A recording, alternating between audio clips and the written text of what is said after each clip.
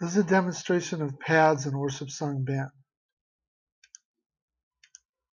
Go to my audio output menu here, and you'll see on the settings page I have a new category for pads. I can have no pads or one or more sets of pads here. Now, pads are loaded by putting a zip file with the pads in the library, and then instead of tracks you have this keyword pads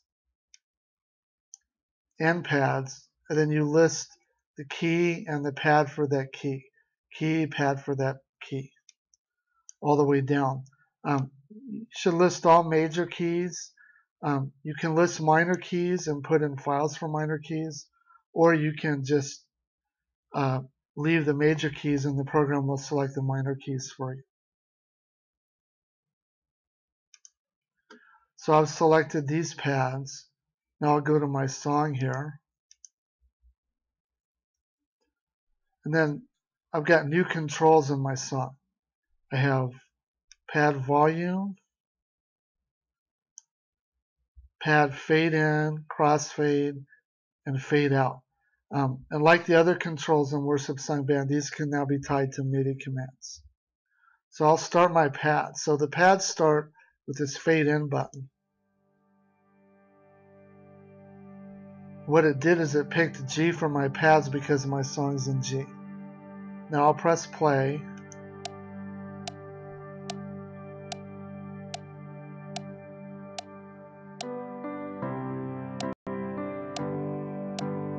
The cool thing about these pads are that they're designed to be played throughout the song. They fade into the audio background because they're designed for that key.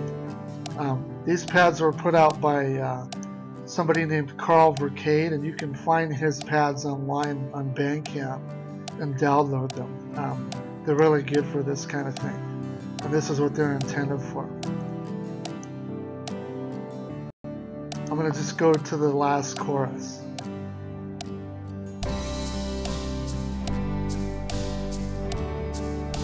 Toward the end of the song, you want to have your pad volume about where you want it for the inner song linkage.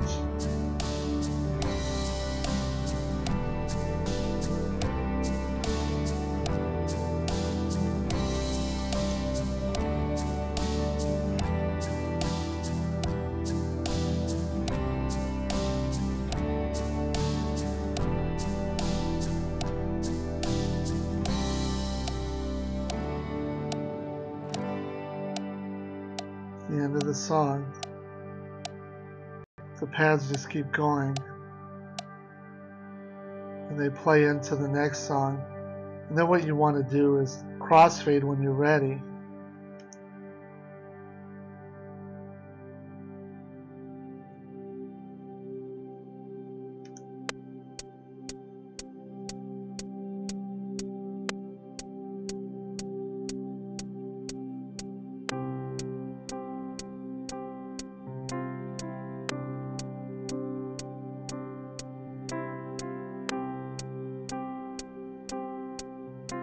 See how they fade into the background again.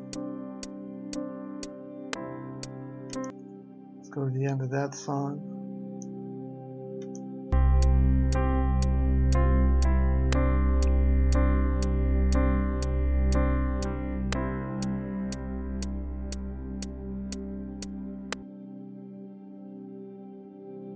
Let's say you just forget to crossfade for some reason and you press play.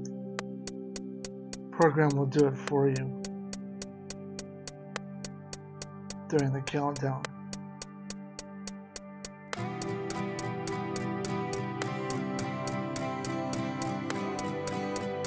So it figures that you wanted to switch because you're in a state where the pad didn't match the key, so it crossfaded for you.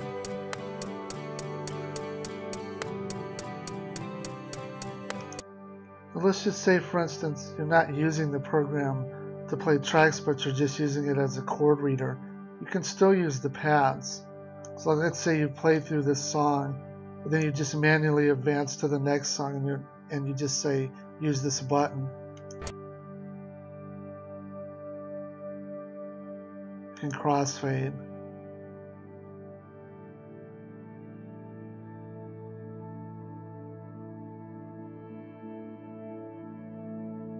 Same thing if you go to the next song, crossfade.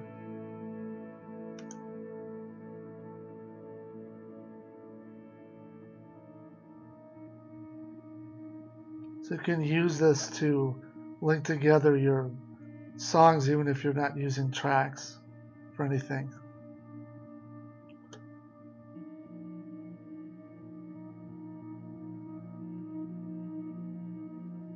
There's two cases to consider where you don't want to use pads.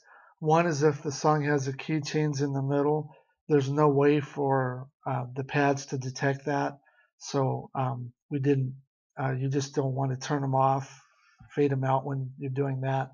The other thing is if you find yourself with a song being played and the key listed here doesn't match the song, and the song has tracks, which I mean, then you'd be playing chords that were wrong and everything. But if that happens, fix your song because it's essential that this key matches the key of the tracks.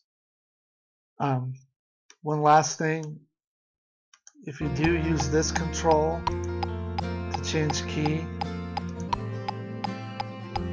the pads follow along. In that case, they're pitch shifted.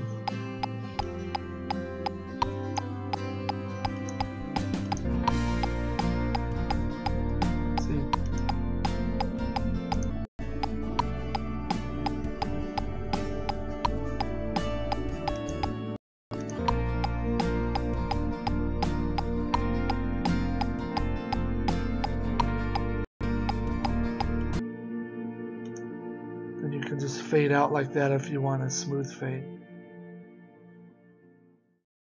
that's Ambient Pads in Worshipsong Band.